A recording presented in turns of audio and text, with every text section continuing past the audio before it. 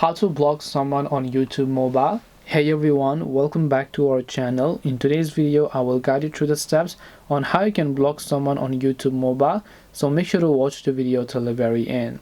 So if you would like to block someone on YouTube mobile, let's say you go ahead and launch the YouTube application, there's a certain person or a certain channel that you don't want to see or get recommended in the future, you can just go ahead and tap on that channel's name.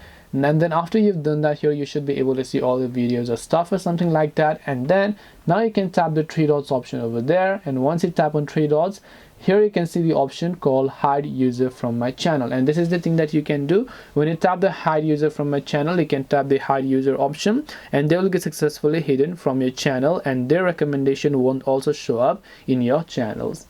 This way you should be able to go ahead and then block someone on YouTube mobile. Hope this video was very helpful. If you have got any questions, feel free to also leave them down below.